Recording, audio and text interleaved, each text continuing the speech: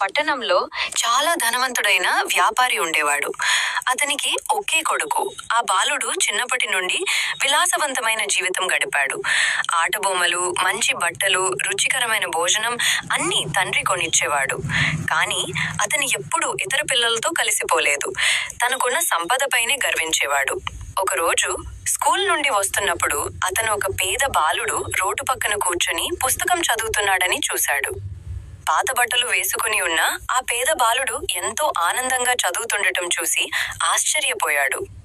ధనిక బాలుడు అడిగాడు, "నీ దగ్గర కొత్త పుస్తకాలు లేవు, మంచి బట్టలు లేవు, అయినా ఎలా ఇంత సంతోషంగా ఉంటావు?" దానికి పేద బాలుడు నవ్వుతూ అన్నాడు, "సంతోషం డబ్బుతో రాదు. నేర్చుకోవడం, కష్టపడి సాధించడం వల్లే నిజమైన ఆనందం వస్తుంది." ఆ మాటలు ధనిక బాలుడి మనసును తాకాయి. ఆ రోజు నుండి అతను వినయంగా ఉండి కష్టపడి చదువుకోవాలని నిర్ణయించుకున్నాడు. నీతి: డబ్బు మనిషిని గొప్పవాడిని చెయ్యదు.